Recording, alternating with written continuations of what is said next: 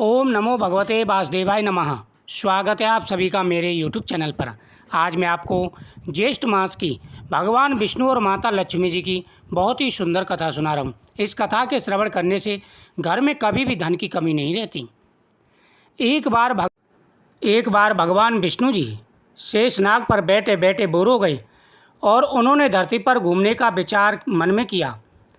वैसे भी कई साल बीत गए थे धरती पर आए हुए और वह अपनी यात्रा की तैयारी में लग गए। स्वामी को तैयार होता देखकर माता लक्ष्मी ने पूछा, आज सुबह सुबह कहाँ जाने की तैयारी हो रही है प्रभु?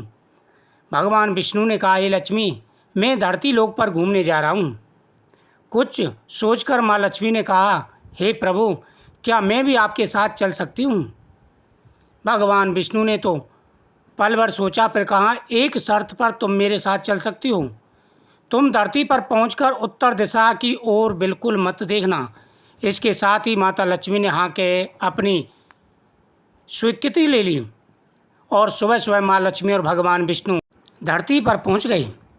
सुबह सुबह भगवान विष्णु और माता लक्ष्मी धरती पर भ्रमण करने गए। अभी सूर्य देवता निकल रहे थे। रात बरसात होकर हटी थी। चारों ओर हरियाली हरियाली थी। उस समय चारों ओर बहुत शांति थी और धरती पर बहुत ही सुंदर हरियाली दिखाई दे रही थी। तरह तरह के फूल खिल रहे थे।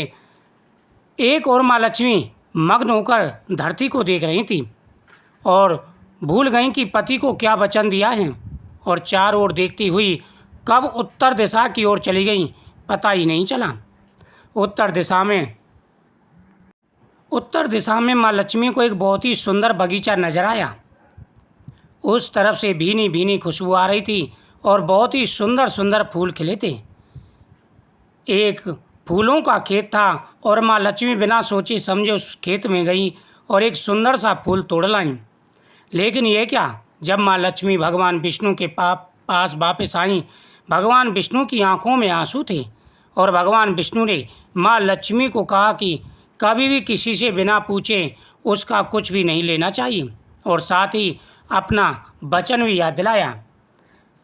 भगवान विष्णु का, देवी, जब आप मेरे साथ आ रही थी उसी समय मैंने आपको एक वचन दिया था। आपने मुझे वचन दिया, मैंने एक वचन लिया था कि आपको उत्तर दिशा की तरफ नहीं जाना है और आप उधर ही चली गई।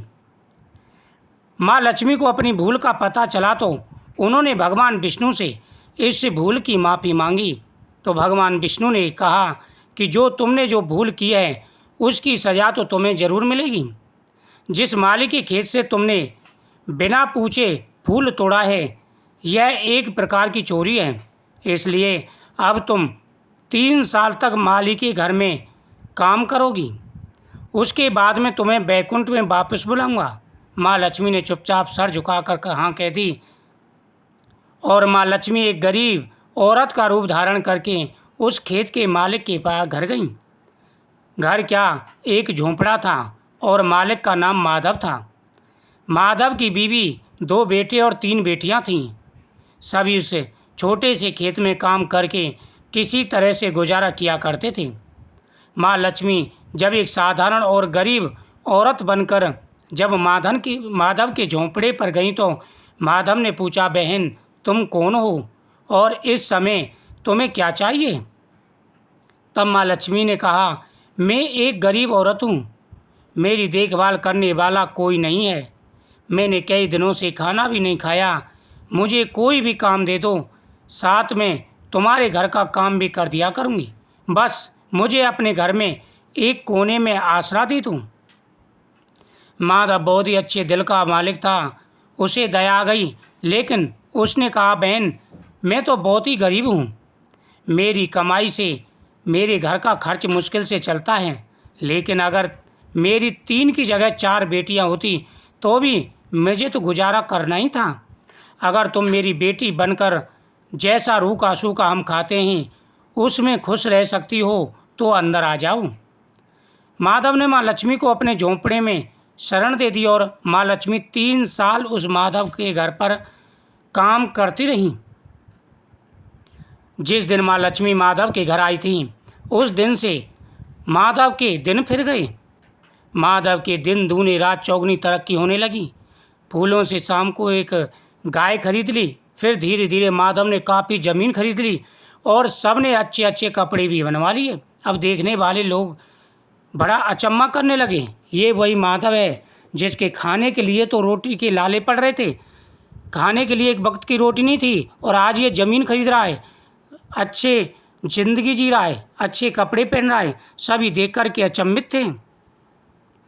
फिर एक बड़ा पक्का मकान भी उन्होंने बनवा लिया। बेटी और बीवी ने गहने भी बनवा लिए और अब मकान भी बहुत बड़ा बन गया। उनका मकान हो गया, सब कुछ की मौज हो गई। दिन दूनी रात चौगनी तरक्की उसकी बढ़ती जा रही थी, क्योंकि उसके घर में साक्षात माता लक्ष्मी जी विराजमान थी।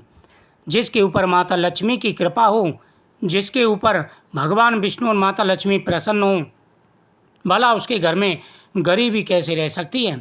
जिस घर में माता लक्ष्मी आ जाएं, वहाँ से गरीबी, दुख, दरिद्रता सदा सदा के लिए भाग जाते हैं।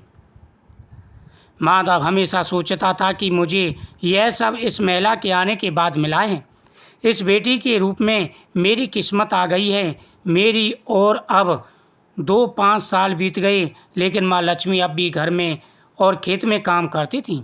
एक दिन माधव जब अपने खेतों से काम खत्म करके आया तो उसने अपने घर के सामने दीवार पर एक देवी स्वरूप गहनों से लदी एक औरत को देखा। ध्यान से देखकर पहचान गया, अरे ये तो मेरी मुँह बोली चौथी बेटी यानी वही औरत है। और पहचान गया ये तो माँ लक्ष्मी है। अब तक माधव का पूरा परिवार बाहर आ गया था और सब हैरान होकर माँ लक्ष्मी को देख रहे थे।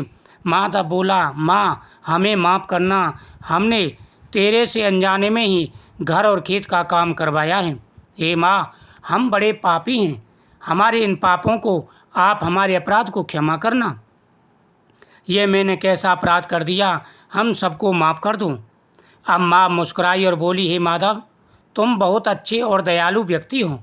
तुमने मुझे अपनी बेटी की तरह रखा, अपने परिवार के सदस्य की तरह रखा। इसके बदले में तुम्हें वरदान देती हूँ, तुम्हारे पास कभी भी खुशियों की और धन की कमी नहीं रहेगी। तुम्हें सारे सुख मिलेंगे जिसके तुम हकदार हो।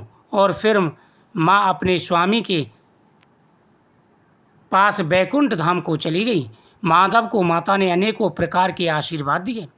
जो भी व्यक्ति सच्चे मन से कार्य करता है, ईमानदारी से कार्य करता है, भगवान उसकी सदा ही सहायता करते हैं। माधव हमेशा सच्चाई के रास्ते पर चला तो माता लक्ष्मी ने उसकी झोलियाँ खुशियों से भर दी, क्योंकि ये भी भगवान विष्णु की लीला थी। वह भगवान विष्णु का भक्त था, तो भगवान विष्णु ने माता लक्ष्मी के द्वारा फूल तोड़वाए और फिर उसकी गरीबी दूर करी। ओम नमो भगवते वासुदेवाय नमः।